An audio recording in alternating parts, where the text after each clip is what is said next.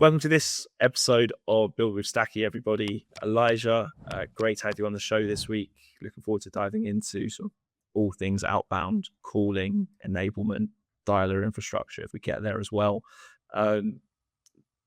Great to have you on the show. Like, give us a little bit of an insight into who you are, the sort of lead gen agency that you founded a year ago, and how it's going from strength to strength. Yeah, I appreciate you guys having me. Shout out to Ollie Whitfield. He got us on here. So for quick context, I've basically been in sales for 5 years. Started out doing door to door. That was as brutal as you can imagine to be. And then I pivoted into recruiting. So I don't, for some reason, there's a lot of recruiters I know in the UK. I don't know what it is recruiting over there, but I did recruiting for almost 2 years. That was a ton of fun. And then I pivoted into tech sales because that was a hot thing. So I worked at, funny enough, I still have their cup. Brex, I worked there as an SDR, and then I moved over to an SDR manager at Docebo. So I basically took all that experience that I had, and then I prioritized it and moved into a cold calling agency, which is HTC Consulting. And it's been like an unbelievable ride over the past year, being able to work with great clients, being able to also make great money, not having to work for somebody else and all that kind of stuff. Obviously, there's challenges that come with it, and I am working for my clients, so it's not different. But it's been really good, and obviously we'll dive into like specific things that I'm seeing that are great, but then also kind of concerning. But that's kind of the background at a high level, essentially. Amazing. And like one of the things that I love about it as well, like obviously my background, I was in SDR agency for like 8 years and stuff, right? And we spoke about this when we had like our first couple of conversations in the last few months. Like, there's a lot of new lead gen agencies in the market now, and a lot of them throwing pipe dreams out there on LinkedIn about use this Clay, use this email thing, and you'll get 30 leads every single week, and it'll be amazing.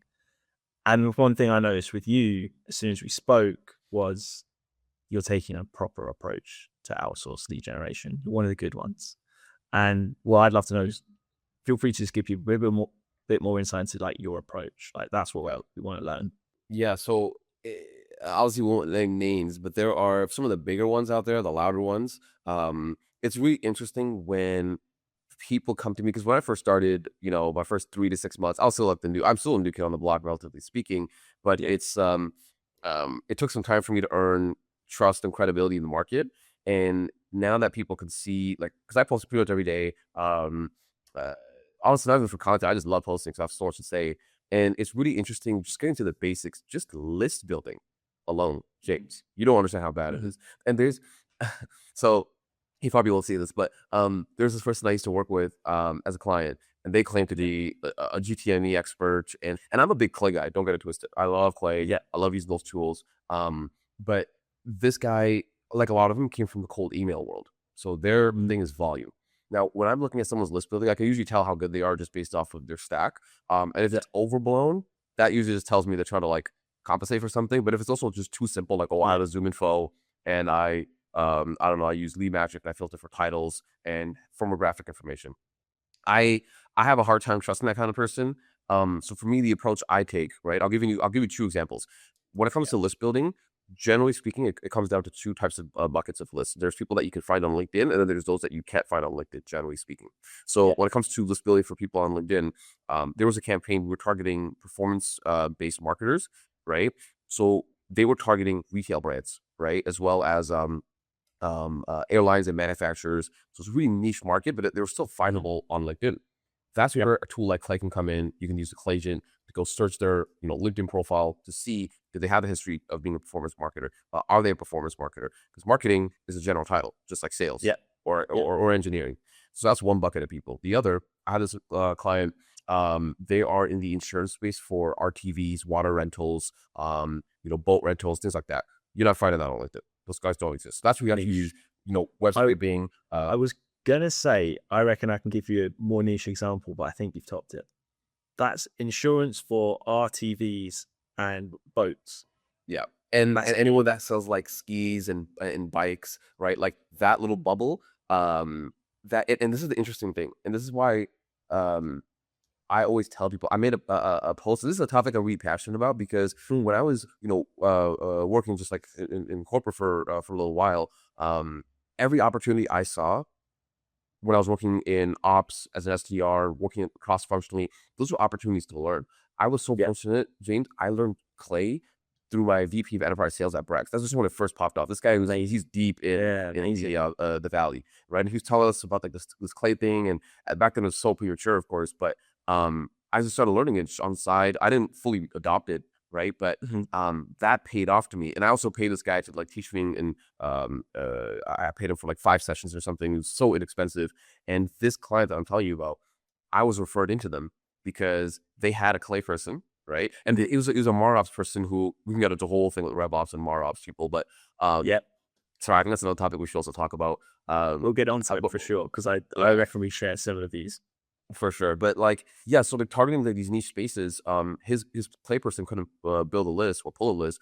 I asked him like, what's their stack, and she was using, I think, like Oceans.io, which is okay, right? That's like a look-alike pull tool for those that don't know. I prefer Disco-like. So that's the one I use for TAM pulling. They're incredible, and they were able to pull that niche list, right? And then I did the scraping from there off the websites and got the phone numbers. And we just started this like maybe, I don't know, 3 weeks ago. We already got a couple of meetings going already, because it's a really good product, right? So it helps. I'm not even that good of a caller. I always tell people I just work clients that have a really stupid, like simple offer, and that makes my life easier. So that's kind of just what I've seen personally, in that sense. So like you are starting with proper list building, like accuracy, and like your description there of like, you probably, I don't know if you're being tactical, but you didn't gun anybody about these, I'll say it, these new era agencies who just pump out Clay, chuck it into email infrastructures. Like I've heard of, but, and there are good ones, there are good Clay agencies out there who will get you good leads using good email and that type of stuff, right? And I've heard from them, like competitors, because everyone's got their communities. They know agencies and other people who are like, oh yeah, well, they've literally said, yeah, we only work for 6 months for companies because then we then run the risk of burning their domain. I'm like, how is that like a mechanism you can trust? And that's where like these new era agencies they look great on the tin, and everybody is desperate for pipeline, and everyone is desperate for leads, and everyone claims that Outbound has got harder. I don't think it's got harder. I think people are overcomplicating it because there's loads of tools out there. And then this is just all adding to the noise. I think it's more confusing. I don't think you actually sit down and start it. I don't actually think it's harder than it used to be, if you're willing to call. And I think your approach is you build those amazing lists and you call on top of it, right? So there's something in between that. So this is the interesting thing. Because I was doing taxes, so I had to like look at all the numbers. About 85% of all my revenue over the past, or for last year, and even just trailing 12 months, has come from channel partners, cold email agencies, RevOps agencies, etc. So I have to work with them a lot of the times, and I have to see behind the scenes of what they're doing. Yeah. And there's 2 fairly well-known ones that we all probably know that I've worked with, and I'm looking at their list, and I'm like, guys, this is dog shit. What are we doing here? Right? Because again, the reason I love the phones, I know you love the phones, is you get such quick feedback loops, right? It's unbelievable. So I can just call and they're like, nope, it's not me. Or yeah, it's me, but like your copy is off, right? Or the script. Or like there can be a multitude of things. And it's like, it's so concerning because I'm like, you guys are charging pretty good top dollar for this. So that's concerning. But I focus that part. Now, the thing with what you mentioned, right, is of course there's like the list building, but even before that, actually, I'll just give a quick high level, is we do the super deep dive on like a jobs to be done framework, right? Making sure we understand, what your ICP is, because sometimes, some of these companies, they're like more earlier on, or they're going to a new market and they think they know where they're going after. But the benefit of having gone down a couple of like different niches, like I really love healthcare, I love financial services, recruiting I like a lot, for obvious reasons, and anything in industrial. Yeah, so those worlds, we kind of have an idea, right? And we also have a database that we're building as time goes on. Yeah, right. So like, I know who's already picked up the phone, right, through using different tools. I know who's we work meetings with. I know who's been not interested for this product. They could be interested for this. That's another thing too. People can try to build that. I say it publicly because I know most of them never will. But the other advantage that we have in between the list building and the actual execution of calling, I learned a lot from Jordan Crawford. I don't know how much of the audience would know him. If you're in the GTMU world, you know Jordan a lot. He has a process called a PVP, so it's like a permissionless value prop. That's where you can actually pull public data, right, in order to find somebody who has a problem that you can solve. So that's that right there. That's my biggest moat, right? With my agency is like I'm calling, and I made a post about this where we'll have campaigns where we'll dial like 40 people, get connected with like 8, and like book like 4 meetings, right? Like I mean, I have the Jones screenshots I posted and stuff and call recordings on LinkedIn, but it's like that's the advantage. I don't have to, because I don't know if we said this as we're recording or before we hit record, but especially this week, I was talking to 3 people. They're looking at other agencies because they kind of have to, because they're like, oh, procurement. But they're like, we want to go with you. But these other agencies, they're promising $200 to $350 a day. I'm like, what? I was like, that's the equivalent of the email guys burning your domain in 6 months. Yeah. So it's like, there's no difference. So people just have no thought. And I'm like, it's incredible, but I'll pause there. People don't realize that there's that like maybe slight reputational damage, and we can probably go to like parallel dialers, or we could talk about dialer infrastructure, sort of the behaviors and stuff, right? But there's all these other things. But I think one thing I advise to people that are, I actually had it in the last few weeks, actually. Someone asked for a recommendation around like an outsourced BDR. They just wanted to test a few things, and find someone who's like willing to do a few days to like test messaging at a volume that their own internal teams didn't have the time to, because they're out in the field a lot, they move around a lot, it's kind of messy. So I gave them a guy, and their concern was the dial volume he was going to do every day. How much is he doing? He's going to do like 60 to 100 dials in a day. And they said, well, we want our team use a parallel dialer and they can do that in an hour. But they don't have the time, and B, like dials don't mean good quality meetings. Number of conversations, the amount of follow-up, and how well qualified they are will give you a good meeting, and the list building and all the stuff before it. So just brute forcing it, I think, is where like a lot of the market has been led with the parallel dialers and stuff like that. I'd love to get your view on where do you sit with parallel dialers? Yeah, that's probably gonna be maybe like a 10-minute segment on just this part. So I had a client. I ended up closing, and we're still working together now, a couple months in. And I remember though, when we were going through our deal cycle, he brought the same thing up to me. He's like, because everyone conflates the number of hours, the number of dials, the activity towards the actual outcome. And I'm like, that's not how it works. The way I do my pricing, right? It is performance based. There's an element of that for sure. But it's like, if I'm gonna do performance based, you're not tracking my hours. I'm not reporting all that bullshit to you, right? It doesn't work that way. What you want out of me is outcomes, and I'm gonna get you those outcomes. Yeah. Right. Because I'll have campaigns where, no joke, I mean, client might watch it, they might be like, what the hell, Elijah? But I'll have campaigns where I dial for 20 minutes, right? We get 30 to 50 calls, get like a 10 to 30% connect rate depending on the campaign, and I'll book like 1 to 3 meetings. My partner, he's dialing the past 6 weeks. He called 6 people, literally booked 4 of them, and that's because that's incredible. That's like definitely super rare. I'm not saying that's every call is dream day, isn't it? Boots up. Like we score the leads. We went right into the PVP process. And just for context too, like I can give everybody, is like, if someone's wondering like, what does that actually look like in reality?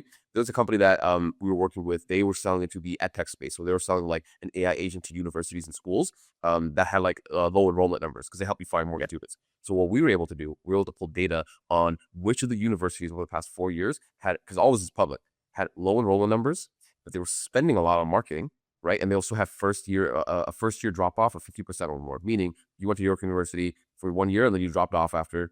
In your case, it was different, but in this case, because they were. Yeah, I came back to Nottingham. Exactly. I mean, just youth loyal. So, I mean, made for a good story, but like that's an example of a market that we can target, right? Because we know, like, we can call them. I was like, hey, James, I know you're the VP of enrollment at so and so university. We saw these things, like your enrollment is down, you're spending more. I can show you how we can make it more productive, give you budget and all that stuff. It was crushing, right? Yeah. So that's an example. And nobody's doing that kind of stuff. The most they'll do is, oh, I saw you got funding, or I saw you start a new role, right? All that kind of stuff that, there's common. I mean, I have buddies at Common Room, but I've shit on them a lot.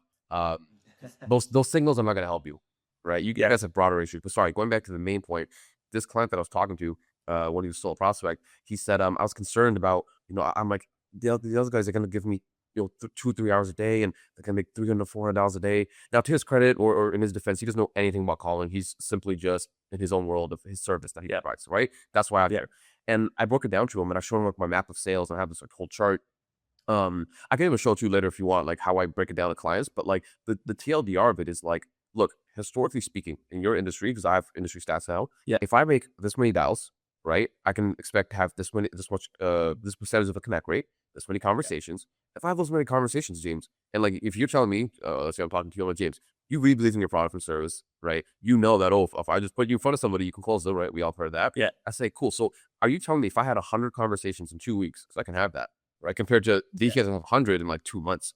I mean, are you saying if I had 100 in 2 weeks that I can get maybe 10, 20% of those people, right? Because I also put the onus back on them. I'm like, how good is your list, right? How good is your message? Although we work on it together, right? So when I break it down like that, they're like, yeah, you're right. So I'm like, yeah, look, I'm just going to aim to have this many conversations in an hour, right? And I'm also explaining to them too, you do understand, because I forgot to mention to you, the first week we went with his idea.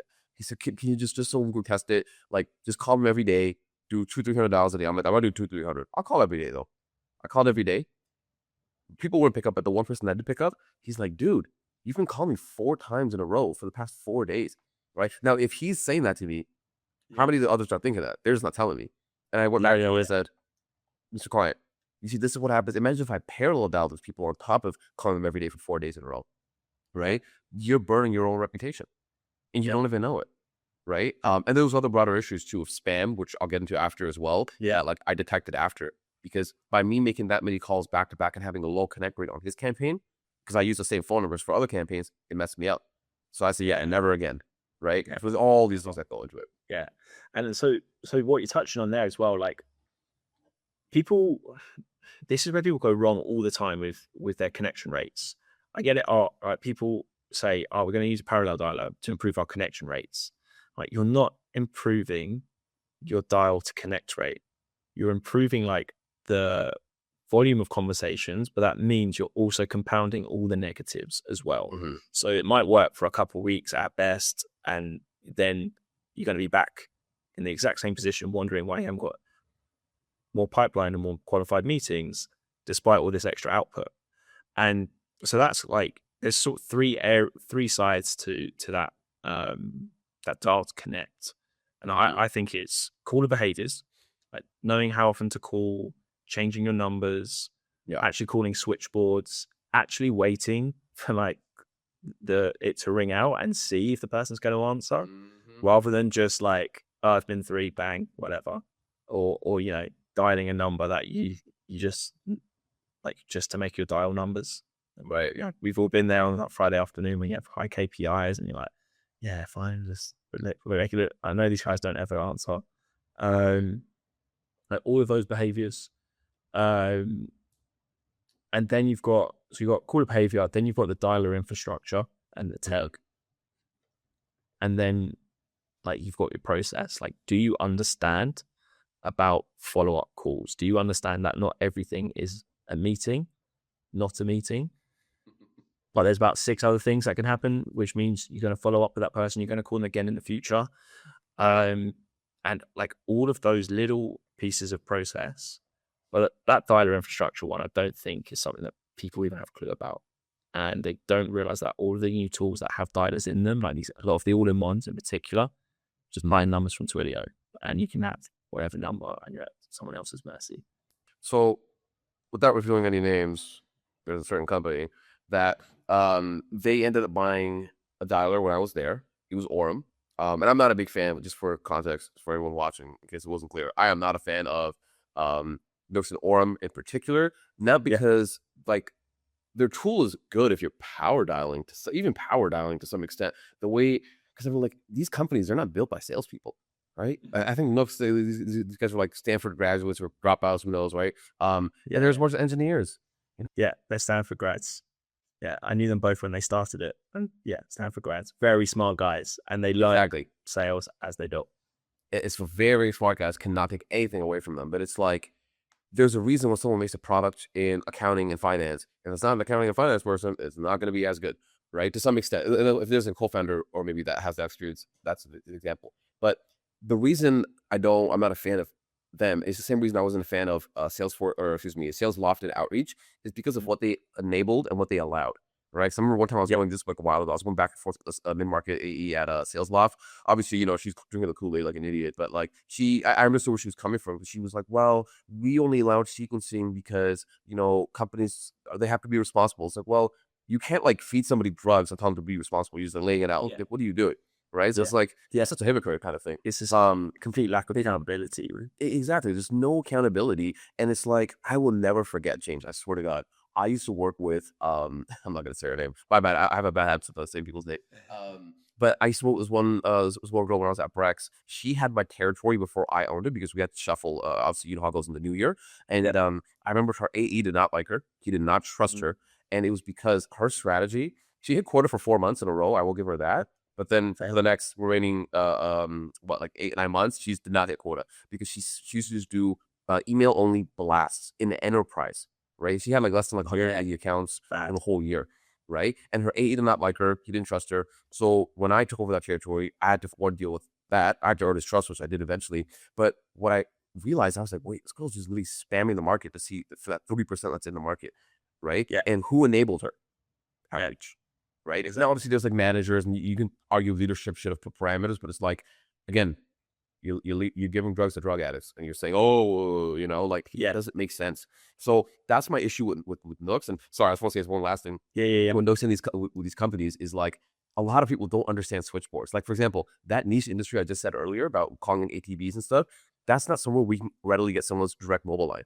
You have to go do a gatekeeper. You have to use a dial tree. So you got to know how to navigate that, right? And it's like, there's all these skills that people miss out on. That is just really incredible. And I'll say this last story. There was this one guy I'll never forget. He used to work at Toshiba, a controller at the time. I still remember him. I called this guy 14 times over the course of a month and a half or 2 months, right? And I just kept calling because I really wanted to break into that account. And when he finally picked up, he was just like, because I was having spam issues with outreach, because he did tell me on the call, and I think I posted on my LinkedIn a while ago. And we spoke for 14 minutes. I remember he said like, okay, cool. Let's take a call. Let's see what you guys are about. Because we did our research and stuff like that. But most people are not going to do that because after all 4 times they don't pick up. My dialers tell me they're not a hot number anymore, right? I'm like, okay, fine, whatever. Yeah. So, but like to your point on like, you don't give drugs to drug users and then say be responsible with these. The Jeremy Schiff, who is the CEO at SalesBot, he put it really well. He said, like, if you're an SDR and you're stressed or you feel pressure, and like actually, like, even that's probably even being a bit too generous about it, but like, if you can sit there and you can build what looks like a really smart sequence, and you spend an hour building it, and there's this list of like however many contacts, and you can then hit send. The dopamine hit of that versus for an hour trying to dial, I'm just not getting this pitch right. People just hanging up on me. I don't feel like I've got an outcome. Well, it just means the next day is more and more likely to look for more reasons not to pick up that phone. And we've just like these big enterprise multi-sequencing tools like the Salesforce and Outreach. That's what they've enabled and kind of then built into the market. And I think, I work with a couple of agencies who they do use SalesLoft, but they're an SDR agency. They've been around for a long time. They specialize in outbound. They specialize in enterprise sales. They know that they have good management in there to manage the SDRs and say, no, like you have to call alongside this. You have to call alongside. Like they keep that going, right? But for most companies, I don't think they're any use. I think you should go phone first and then maybe sprinkle in some of the other stuff once you've got really confident cold callers. I don't know what's your perspective on when do you give them the sequencer versus the dialer, or is it just so market specific that it's hard to answer? So I'm not even a fan of like sequences per se because like that is so I'm in a group called SDR Leaders of USA and Canada, right? So we have meetups and a big side group with a lot of people.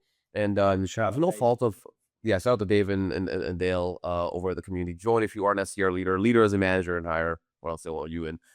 It's a great community, but it's like sometimes there's like questions in there that I see where it's like, okay, everyone, like, and they're in completely different industries, different personas, different everything.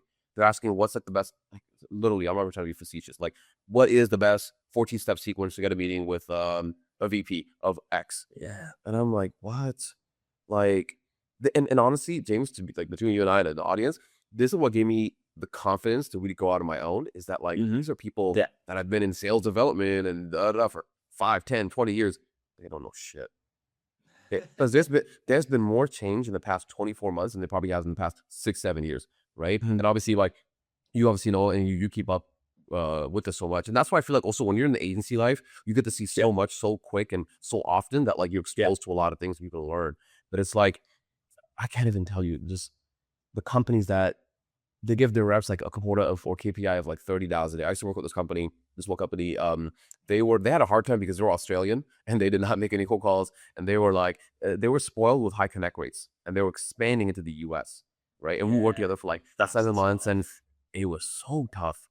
Like it was pulling teeth for those 7 months working with these guys because it's like I told them either you have to shut down your North American division, that's how bad it was, or you got to fire your whole SDR squad and just hire 2 or 3 seniors. That's what I tell to a lot of people. You have 6, 7, 8 reps, fire all of them, just have 2 to 3, maybe 4 senior guys, right, and gals, and just get them a phone with great picker uppers, right? Obviously, you can use whatever tool for intent. I prefer Titan X. Get a great dialer, right, with spam remediation. And that's another thing too that you touched on with which is the Twilio numbers.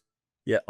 There's some people that are just now catching on to that after all these years, right? That if for those who don't know the Twilio number at a high level, if I have a number that I bought from Twilio and I've been dialing for a month straight, I'm making $1,000 a week, and I have a 1% connect rate. Remember, the phone carriers are looking at what's your pickup rate by the hour, what's your talk time, how often are you getting hung up on. You're looking at all these things. Now, let's just say I go to spam after a month.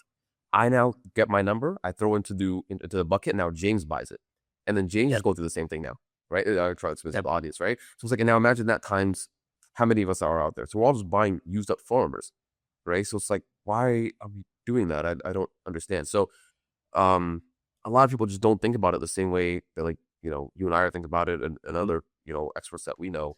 Yeah, so it's insane to me. Like so I did a roundtable for the SDR leaders of EMEA community like a year ago when it was the start. I think it was the start of last summer, because it was just when iPhone announced they were going to do the give the call screening thing to users, and everyone started being like, "Oh, so what are we going to have to do in September?" And I said, "Dave, let me do a roundtable straight away." Like, there's going to over the next several months, there's going to be loads of scaremongering about your connect rates are going to tank. It's going to be really hard, and then people are going to start trying to like sell more power dialers, parallel dialers, and stuff like that. And then people are going to start pushing the same talk tracks, that email infrastructure that happened with email infrastructure sequences. Oh, now you need all this email infrastructure protection and so on. And that's what we're starting to see. People are starting to come around to it now. I'm like, this has always been the case though. Like, Twilio numbers aren't as good. If you have good habits and you have good calling habits and you have good practice, you'll probably still be okay. But to really like maximize good connection rates, also look at like ask the dialers, how much of this infrastructure do you own? What's your relationship with carriers? Where do you get your numbers from? Ask any dialer you talk to those 3 questions and like really see. You can tell straight away from their answers. Yeah, and a lot of them won't have an answer. Yeah, exactly. Well, like I've had to that point, I've had customers who are using the dialer within, I think it was Ample Market. Its connection rates tanked. They asked Ample Market. Ample Market went like they said, "Oh, well, we're not sure. We have to come back to you." It's like they're going to ask Twilio, and they're trying to get that's really all I'm going to tell them. Right. And so like they tried to give them, they gave them some stats or something and said, "Well, make sure you're like just like the generic. I would make sure you're calling this often, or make sure your calls last this long. Don't call this regularly." And I said, "All right, well, show us the data." And this team, because I'd coached them, their metrics were better than all of those. They're like, "Well, it's not that then, is it?" And then it gave them all new numbers and everything went back. I was like, that's the exact example of what you're talking about. What can happen, right? No, I was just gonna say. So I just wanted to write this down before I forget. Being an evangelist is so hard because it's like when you believe in something so much. Because like James, when I talk to these companies, and this is part like I gotta be better propaganda with like other people like like yourself and stuff because like we really do need propaganda because like that's what they're doing right now. Where like I'll give you an example. I referred Titan X to this company that I know. 'Cause my old boss Robbie or is working there, and Joey and all those guys. I've known them before they did the rebrand, and I said, yeah, you should go talk to this company. I think they really need it. And this is part of the bigger problem: is you have these idiots in enablement, RevOps who don't know anything about anything. Going back to the same thing about the mix guys, again, they're super smart. They don't know anything about this world that they're getting into, right? And I remember I'll try to keep it confidential because let's make it too obvious. But the Titan X was talking to this company, and they were trying to install Titan X in and do the pilot and do all that. And then somebody on the sales dev side, she works with somebody in RevOps. The RevOps person said, you know what? Instead of looking to Titan X, we should look into Nooks. Almost as to say they're the same thing. It's like, no, they don't clearly do the same thing. And then they're like, no, we want to put it towards this because they're in the same bucket. So now when you go through procurement's going to look at them at the same level. It causes all these issues. And I'm like, oh my God, and this is the same thing that happened at, I'm not going to name the company, but, when I started there, we got Orem. And it was this lady in enablement. She got it for us. Nobody adopted it. I think it was so trash. The only people who adopted it, I run it through low performers who on a Friday want to just like rip $80 and call it a day. Yeah. Right. And they were there scratching their head wondering, what's happening. And then now here's the funny thing with that company. They're averaging 6,000 dials a month, one rep. And they have a 1% connect rate. They're hiring 4 times, and I'm hearing this from, I still talk to some people there. Yeah. They're hiring 4x more SDRs, right? On top, and their TAM is shrinking. Quota attainment is dog shit. And it's like, what is going on? Like, it's so incredible. And this is a separate issue or like a separate trend I'm seeing where I have a lot of reps. This benefits me if they keep doing this because now they all want to like, hey, can I come make some cold calls for you guys? And they want to start doing it full time. So I'm like, keep it up, guys. But it's like, I feel bad for these people because obviously I want to take everybody to come do this. And it's just messed up, man. And like that goes back to what I said before about, and I couldn't remember the third side of the triangle for connect rates that I talked about, but now I do. Data. There's data, dialer, behavior. Those 3 things. Yeah. And people are putting the dialer and the data thing, to your exact story, into the same bucket because our health is connect rates. It's like 2 completely different sides of it. Right. We need all 3 to be good. And most companies are forgetting about behavior. They're just focusing on, let's get parallel, let's get more data. And there's compounding issues over time.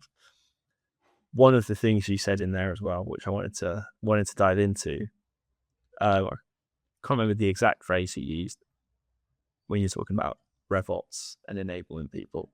But I think, like with all the tools and stuff on the market, I think enablement and RevOps. Well, I think RevOps is going to stick around. It's not going to change any good change. But I think the go-to-market engineer came out of the fact that RevOps forgot about the top of funnel and struggles to address it a lot in a lot of companies. They wanted to do all like the more sexy stuff for the rest of the funnel, and that then means someone else had to go Clay plug that gap of like, let's go-to-market engineer. They can do all this top funnel stuff, which is really smart. And they're starting to merge now. I do think RevOps are realizing, actually, we should pull them, have a go-to-market engineer under us, and actually we should consider that. And they're kind of merging now. Enablement, I think, are a big risk of where companies get it right. I think they're a big risk of being like, you just headcount. What's your opinion on sort of those functions? So, RevOps, they're definitely not adapting fast enough. And I mean, it all depends like on our worldview and like our anecdotal experience, right? And like it also depends on the company headcount, right? Like obviously the big companies, they're not adopting that. But like there's smaller ones that are more lean and really more tech forward. But like there's not a lot of it. I'll tell you literally just yesterday, this he's an AE. I was coaching on those Thursday calls. And he told me, he's like, we finally got a RevOps person in, right? And this guy, he's been there for like a year and a half. They have no account scoring. No, I think they only have one data provider, which like that's another issue. I don't know why companies are still just sticking with one data provider, like whether it's a ZoomInfo, whether it's a Upsell, whether it's a Lead Magic, whoever. It's like you shouldn't just have one provider. That's so stupid. But like a lot of, like I'll give you an example. When I was at Docebo, and I didn't know this until after I left because we were laughing about it. 50%. Now, for context, Docebo is in L&D company, or sorry, company that sells to L&D people, learning development and like talent development. Now, for enterprise, which is their most important segment, as they say, could you guess, James, what percentage of the accounts that we had one or more people in L&D, which you would think you should go after? As long as there's one or more, there was usually more, we should go after it. Can you guess what percentage of them, out of the however many thousand accounts that we have in enterprise, what percentage of them had an LD person or one or more? So 10%, 20%, 50%, 80%, 90%. they only sold to L&D personas. Correct. Or it's like the main persona, right? Like there's obviously other adjacent stuff, but L&D is the main bread and butter. I mean, the fact you've asked the question, I'm going to go low. Like, I don't know. You're going to tell me like it can't be less than double figure. It can't be single figures. That would be It's terrible. It was 50%. It was 50%. Yeah. Now think about that though. Why? And these are our named accounts, not just So, and for the listeners, like that means what you're getting at is they're almost wasting 50% of salespeople's time. Right. Because imagine if I worked at, let's say, Gong, and I had a book of business of 500 accounts, but 250 did not have a sales leader. Yeah. And this is enterprise. What are we doing? Right. And it's like, it's such an obvious ass thing. And again, this goes back to why I was really confident in stepping out, doing my own thing. Because I'm like, these guys, they don't know more than me. They just have 10 years experience. Like, what's that saying about you have 1 year experience over 10 years or something like that? Right. That's all it is. Because they get comfortable, they get complacent, especially non-sales people, just because they don't have a real performance tied to them. But going back to the enablement thing, I remember, and I love her, but when I was at Docebo and even Brex, there was enablement people, and we never knew what they were doing. Because I'm like, nobody's adopting this stuff. And like, that's not a you thing. That's more of a behavior thing with the reps, right? And I know what I'm about to say will never happen or come to fruition, but it's like, most salespeople are just like not worth, like, they're not worth their salt. I remember when I was at Brex, I'm so glad I'm at a corporate so I can talk so freely. But like when I was at Brex, man, there was one AE in particular. I got paired with him because his SDR left, personal issues, and I had to cover for him. And I remember this guy during his interview, because I was talking to the VP of sales, he was like, yeah, this guy told me he's been a prospect and he was such a top prospector. I think he came from Paycom or something, and all that. And he just wasn't doing anything. And I couldn't for the life of me, James, understand why his manager wouldn't hold him accountable. Because, we all understand, like, when someone's a top performer, they get away with everything. This guy was a bottom of the barrel. And it's like, this is what I don't like about corporate is the fact that you just allow people like that to stay around, right? Now, there is something to be said that he wasn't enabled the right way. Because there was AEs who were, we would prospect together. We would hop on Orem, and they were, back then, 3 years ago, we were buying form-ready leads ourselves out of our own pocket just to get better connect rates and do all that kind of stuff. But like, we have so many other obstacles. We had bad accounts. We had bad data, right? I can't afford to buy all that as an SDR, right? Yeah. So those are the things that I'm still not seeing change fast enough, right? Which I said, like the 3 pillars. So it's like enablement can kind of help with that. I don't know, like that company I told you that was expanding into North America, the Australian company, they pretty much slashed the whole enablement department, right? Because SDRs were outperforming. There was AEs, but no one's getting value out of it. Yeah, it's like, it's tough to justify that headcount. It's like far more valuable now. And like, I really believe in coaching. Like enablement in a corporate, they're often not coaching. They're kind of like pseudo management, pseudo coaching, pseudo RevOps. And it was kind of like I think it came out of like the era of like when sales were after outreach and everyone exploded and everyone started buying tools and getting more SDRs. Leadership were like, we can't justify all the spend if no one's actually coaching, like making sure the team use it. So we'll create enablement so that we can say we've solved it. Like, right.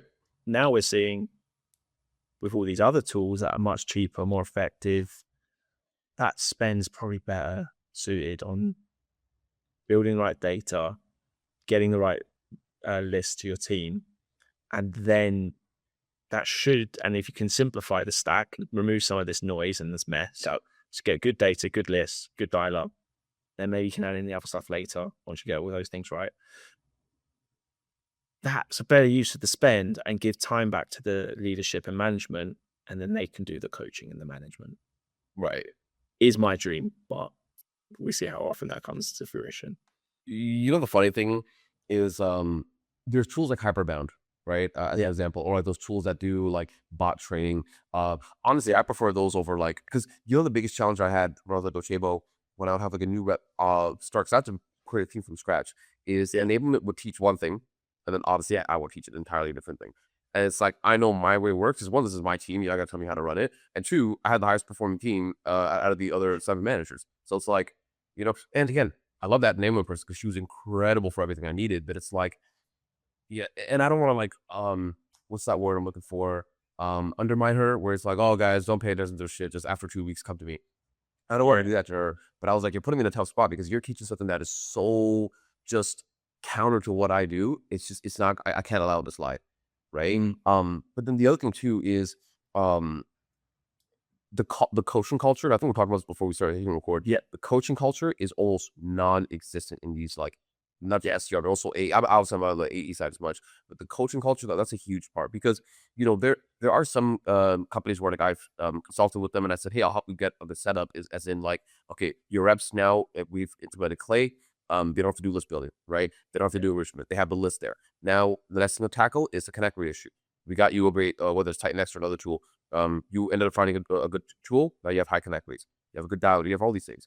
What's the last pillar? The coaching, right? Yeah. You can have all these things. When your rep picks up the phone, right? Now this is a different process around like, you know, why companies hire a 24-year-old kid out of school. I don't know, to go talk to an executive. I never understood that.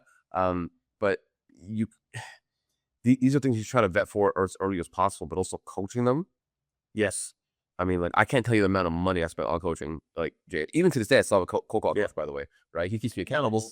Yeah, like, because, you know, like, you fall into bad habits sometimes. You don't use the best opener. You don't always do a tie down towards the end, asking for the meeting confirmation and stuff. Even I still slip up, right? So it's more of accountability and holding people. It's not a one and done thing or once a quarter or something. But that's another huge pillar. 100%. And like that, like, accountability is where I think we said it earlier, or maybe you said it before it started. Like, I'm not sure Outbound has got harder. I think there's more fear around it. I think people are more reluctant. I think it's become more confused, more complicated. But like, and like one of the key pieces that has disappeared is that accountability. Now everyone working hybrid, working remote, it's so hard to like have a good line of sight on the day-to-day of your SDRs. And that's not like, when you say that, people are like, oh, well, you don't need to be looking over their shoulder all day, every day. Like, no, I'm not like looking over their shoulder in a negative way. I'm looking over their shoulder, or I'm like next to them, or I'm on a desk opposite them. So I can give them feedback every time they literally hang up. I can be immediate feedback. And if you do that all day, every day, people get loads of coaching. That's not just like the hour scheduled in the week. They get it all day, every day, whenever there's opportunities, and they upskill faster. And people who learn that way, and people who still learn that way, you know, the companies that I work with, where I go in for a day, 2 days a week, and I just sit with the SDRs and just give that where I can, do it with the A's as well. So like, if they've got 360 reps, like those guys, those girls, like, they learn and they perform.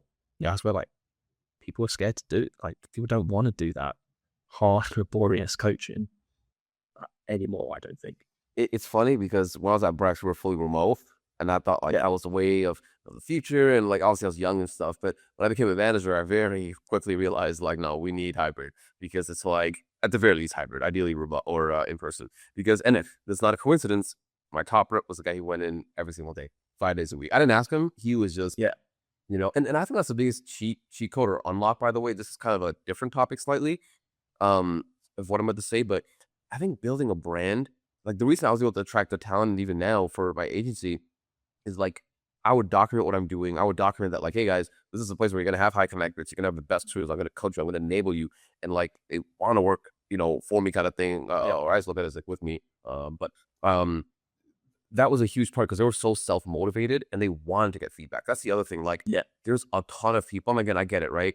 It's like, hey, it's your first job out of school, right? Like, let's just do this thing just to make some good money and get started and stuff like that. So people don't take it as serious, but it's like that boring monotonous work. It's like that's where 90% of, like, if you talk to anybody successful in anything, they're gonna tell you it's that boring repetition stuff. I don't know if you I feel like I'm too young to know Jerry Seinfeld. I think he's a comedian. I don't know, but so I know he wrote a really good piece on I think he's canceled nowadays, so I don't know, but like I know he wrote he wrote like a really good piece on being a comedian, doing all the boring work of just staying late at night, writing the jokes and all that kind of stuff. And I really took a lot of inspiration from it because 99% of the time I'm getting my teeth kicked in when I'm cold calling. Like I'm only not just having you had a job of like maybe posting the rejections I get, but like when people see me posting the calls I'm booking, like it takes a lot of reps to get there, you know, even just over time. I don't know how many calls I've made, but like you're super spot on, man. Of like we get instant feedback, right? Yeah. And it's like a lot of companies just don't create an environment for that, which is just so unfortunate.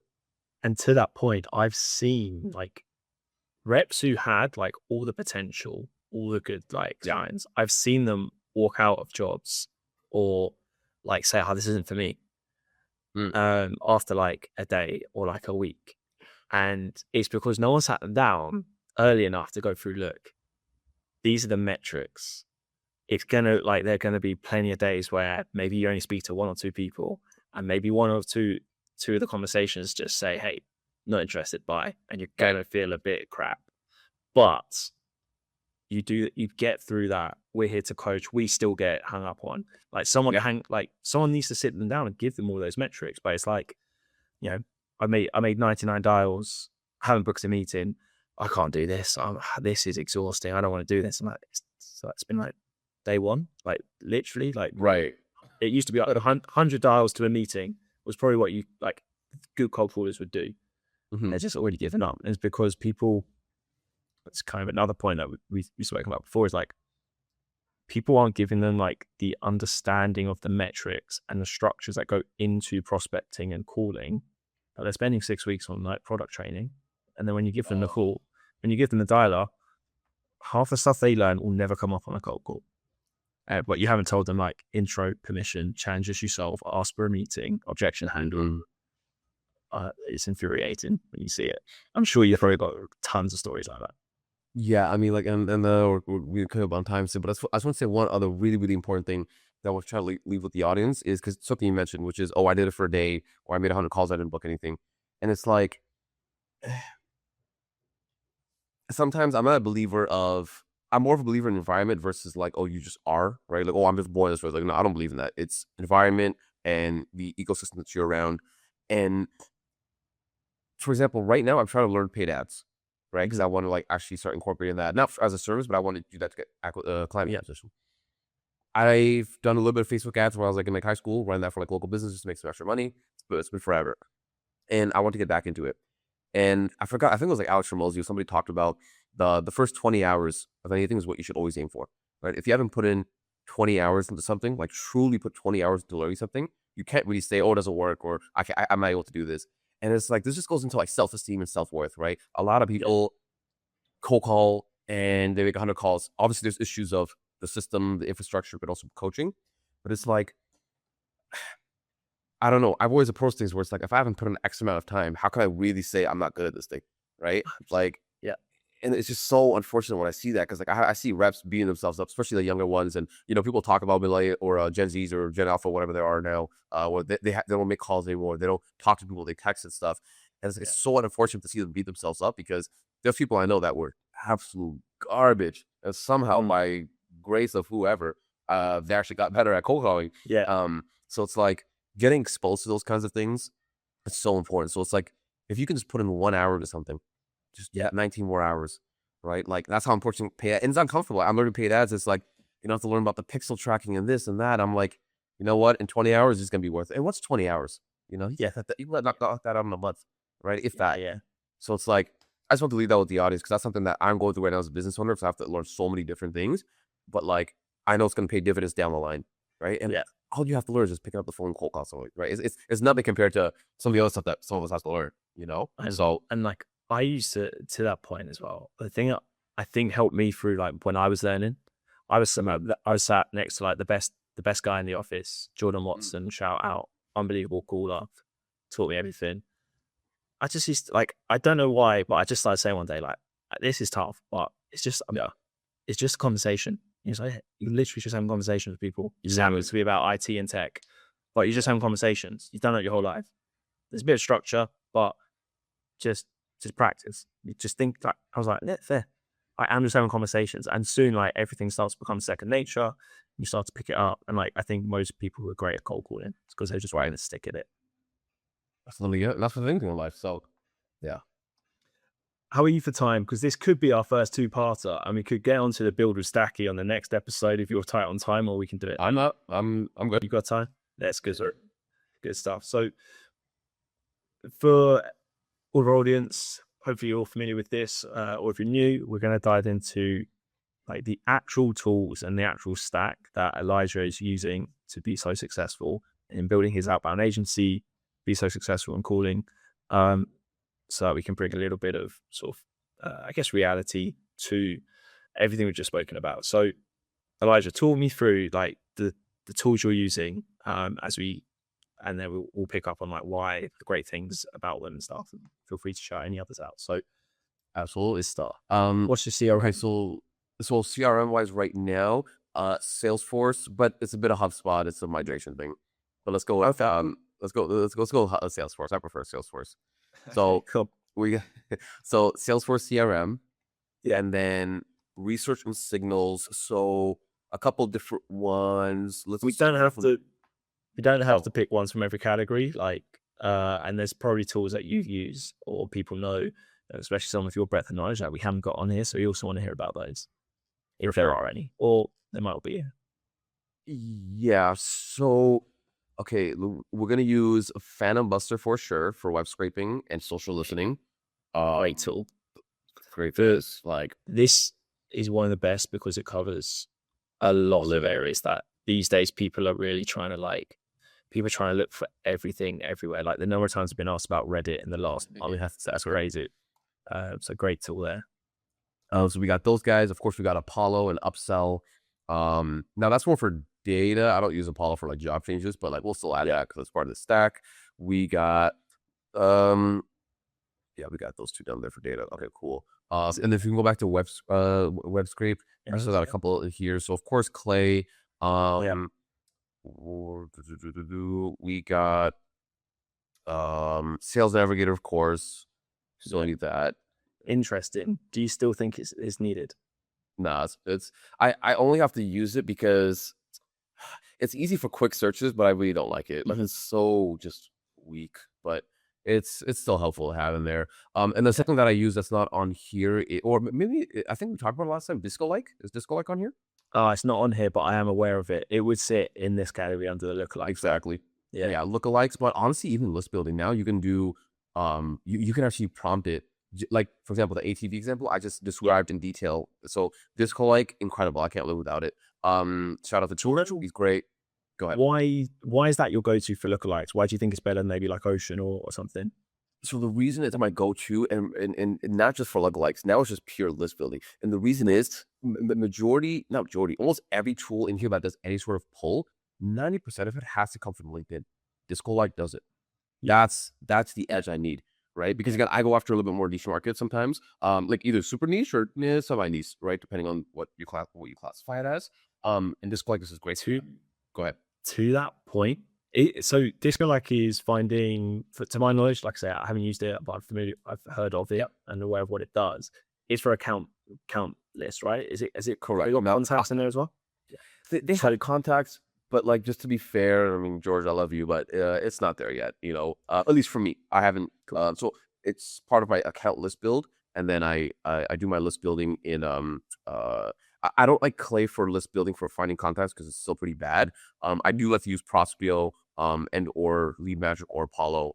Yeah. And then here's another one that I don't think is on here is Open Web. Those guys are Heard of. so basically what those guys do is Open Web Ninja is the full name. Basically, what those guys do is it's like an Appify, but just like honestly a lot better, in my opinion. So you can use it to scrape websites, scrape contacts on websites, things of that nature. They have different scrapers you can look at. I use those guys because it's really, really helpful for the non-LinkedInable people, as I call them. It's really good. Amazing. You should check out, and I can introduce you to Jeremy. But Jeremy's the CEO of SalesBot. SalesBot is amazing for those niche markets. Oh, okay. So they provide contact data, they can provide contacts, they can provide accounts. But to your point, they have. So Jeremy actually, he's from an AI background, and he built a lot of the stuff. I don't know, I can't remember the exact ins and outs, but he was there at like the start of OpenTable and built a lot of the stuff that went in as OpenTable early. So he has this whole process of thousands, a couple thousands at least, like machines scraping public web for all the contact information and data and all that type of stuff that's publicly available. And to your point, not just the LinkedIn stuff, but also everything else. So can you connect me with connect me with them. I'm looking at the website and their LinkedIn. I'm always down to check these things out. Yeah, because database is twice the size of ZoomInfo and Apollo. Better connect rate. Yeah, I'm looking at it right now. So 680 million total leads. If I can get mobile numbers for some, we'll talk more about this offline because this could be very helpful for me. But yeah, so that's a stack, and then I'm also trying to. You've mentioned TitanX a couple times. Absolutely. So those guys are great for phone intent. And then also I'm migrating from in terms of dialer. Do we have dialer on here? Yeah, of course. We do. Come on, of course we got that on there, dude. Questions. I'm gonna guess for you're gonna be a front spin or phone burner. So I'm transitioning into front spin. So I think we can knock down for front spin because those guys are about to be the standard. Yeah, I mean, look, dude, what they're building is insane. And then I'm wondering if I missed anything else. Can you scroll up for the intent data? Engage intent data. So I don't think they're on here, but Vector is like a RB2B. I don't know if you've used them or heard of any of those guys. Not with RB2B, not heard of Vector. Assume then is it same sort of thing? Yeah, same sort of thing. De-anonymized web visits. Yeah, it's just much better than RB2B. We use them at NoShavo. We did it highlighted. My marketing manager, she's sitting next to me and it notified us and said her name was Laura Plumbo. And it was like, Laura Plumbo from Nike is the L&D director. And she just visited your website. It's like, oh, God. So it's like, yeah, those tools not that good. The Vector was dope. And then what else we got in here? I don't know what instantly doesn't. I swear everyone does intent data though. Yeah, that's it for intent data. So they instantly will tell you like the website visitors and stuff like that. And it's really the account. I don't think they're particularly strong at it. Yeah, they're not going to be anything like a Clearbit used to be or Leaf Forensics or anything, but they have that feature. Yeah. That's interesting. A lot of these guys are just like bleeding into each other's markets, and it's like, specialized. Yeah, there's a whole different thing. Exactly. Okay, and then in terms of engagement, that's just phone, right? Okay. I mean, I still use. Yeah, I mean, I never touched email, so like that's not nice. True. Do you use Rocket Reach, by the way? I never tried that for phone data before. No, I've not used it. It used to be on here, but I hadn't used it. So we changed the rules early to be like, actually, we're only having tools on here that I've used or a customer has used. Okay. So I took it. No, that makes sense. That's interesting. Okay, so and the ZoomInfo. I like those guys for data as well. I got those guys. Yeah, they're still dope. Because I do like to target a lot of enterprise. Yeah, and so going like this it's surprising how often this comes up, but everything we've spoken about so far, I believe that we'll obviously tell our audience that you know what you're talking about when it comes to tech, when it comes to data, when it comes to dialing. And one of the things I have brought up so many times on this show is that when people have ZoomInfo or a Cognism, especially if they're like in the States and they're actually prospecting the States, like, I mean, I don't know why you'd have ZoomInfo if you're in EMEA, but get upsell, get that set up, get everyone in your team an upsell license, then go back to ZoomInfo or Cognism, the big providers, and just ask them for a number of credits. You don't need everyone in your team to have a ZoomInfo license. and we have saved companies 6 figures a few times with that model. And this just someone who has spoken with so much insight and authority so far about dialing and data. It's great that you've actually got that exact model. Dude, you know what's so funny? Little old me trying to save my company some money. When I was at Brex, I told them, guys, why are we paying so much for Zoom info? Because this is when upsell, this is almost 3 years ago. I was talking with Mark, and when he explained that to me, he's like, I came from Congress and Zoom info. He knows that well. He's like, you guys are overpaying like hell. You don't need to use that. And I forgot exactly how you broke it down, but basically what you kind of said, right? Yeah. He's like, I can save you guys easily 6 figures, like 100, 200 grand. I remember I went to my VP, and for whatever reason we couldn't get it, but it's like, I don't understand why companies don't hire experts like us who know the stuff to just save the money. Because it's like there's this one company that bought Seamless of all people, and I'm like, what are you doing buying Seamless? Yeah, like I feel sorry for your reps. Like it's insane. I also used to use Prosp. I don't know if you guys ever used it. Yeah, Prosp. I don't know what your experience was with them. It wasn't how I don't know. I basically heard people going to compliance stuff a lot, so I kind of just shut it down because I don't play around when it comes to my LinkedIn account. That thing with my baby, and it's my money maker. So I mean, I don't even do outreach anywheres on LinkedIn. A lot of it comes inbound. So it's good for that. But I did like them for certain scraping, but I don't know. So Prosp.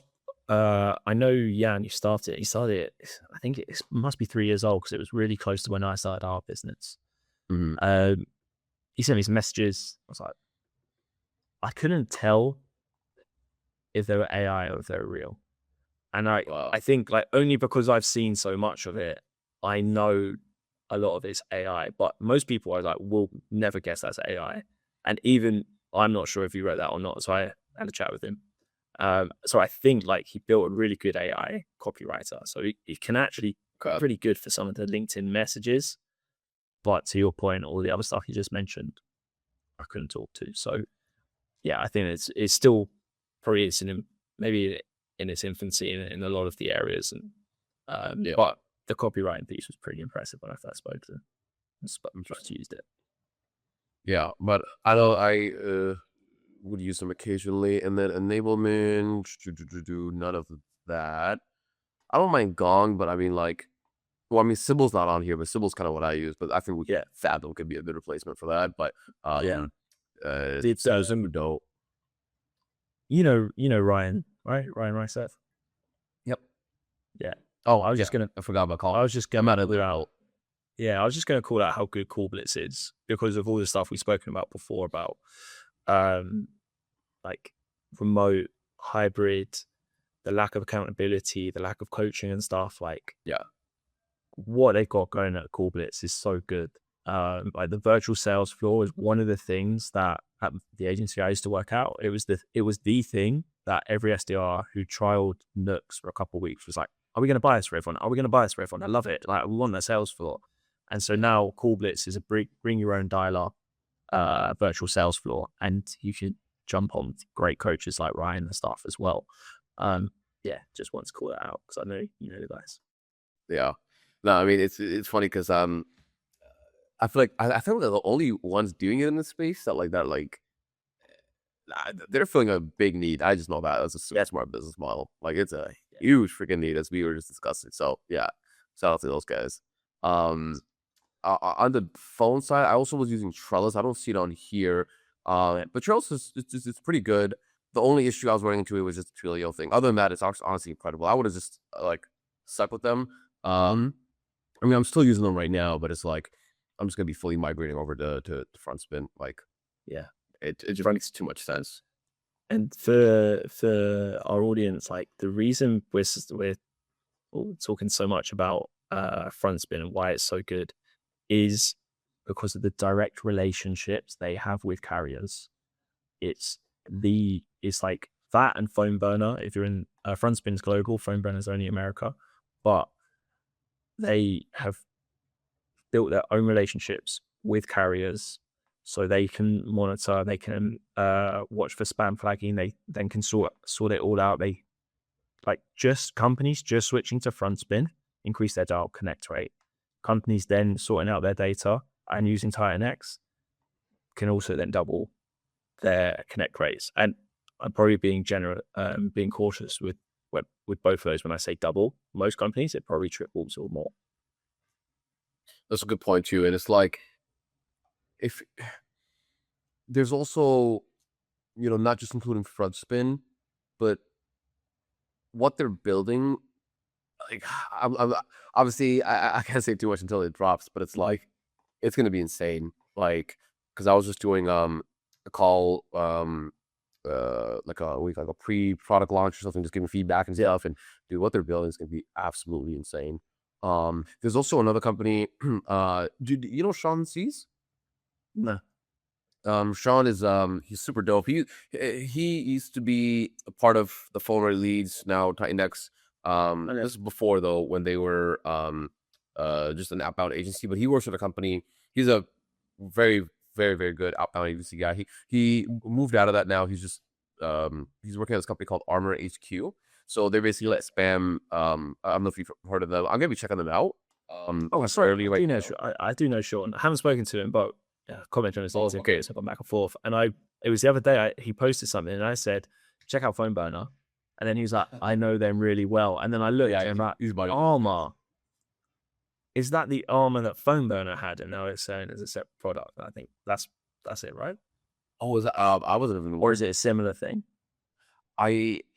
From what I understand, it's like these guys are monitoring your spam or your phone number 3 days a week, and they protect it. And they don't have that same level of like the carrier relationship, like how Frontspin does, But like this, I mean, Sean really knows his stuff on phones. I mean, he's a wizard, obviously. So like when he recommended it, or when I saw him post it, I reached out to him. So I was like, man, one of my callers, he's having spam issues, So I'm like, I gotta get on top of that now, because that's obviously like the most important thing for me. So that's something else I'm gonna be checking out. I haven't used it yet, so but just for the audience, right? I'm gonna check it out and kind of report back, I guess. But nice. It's Sean knows his stuff, so yeah, that's basically the stack. And then maybe there's email, but obviously I'm not an email guy, so I gotta touch on that. Yeah, we don't need to go into it too much, right? But like, this is like one of like how I often advise. In fact, I just did it with an agency a couple of weeks ago. Like, this is almost the exact stack I recommended, but didn't mention Prospio in it. But get Titan X in, look at front spin, reduce your Zoom info, get upsell in. They had Apollo to like top up as well, and then marketing started using like Phantom Buster. There are a couple of other things in there because they were still enterprise multi-channel. Yeah, but like, this is a great stack. You got I think the theme through this conversation has been like a lot of areas we've touched on, but probably the 3 pillars of like good connectivity and good calling, behavior, data, and dialers. And like you've just shown there what tools you selected, your stuff. Yeah. And it's like last thing is, I don't know why companies don't track conversations, right? Like if they're phone, they don't track conversations per day or per week. Like it's so incredible. But yeah, honestly, the other one I'll add that people that don't track is attendance rate.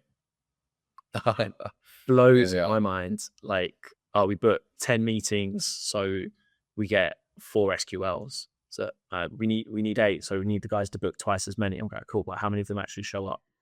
Right. Oh, 5 of them show up. It's like, okay, so you actually don't need to book more because your qualification and stuff seems really good. So let's just sort out the data and make sure people are turning up. If that was my mind.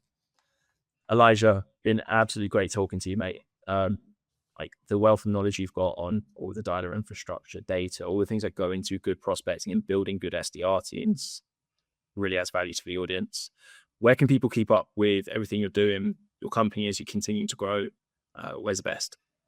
Definitely LinkedIn. Follow me. And I hope I'm gonna be able to cope this up. So I definitely want to take. I mean, we've been talking for an hour or more than an hour. So I'll clip it on my LinkedIn. But you can find me at Elijah Awoke. As you can see the name over here. You can find me there. On LinkedIn. I'm trying to do YouTube. I think I posted 3 videos, but I'm just so busy. But I'm trying to get that up and going because it's a lot of long form content that I want to make. But that's the best place to find me is LinkedIn.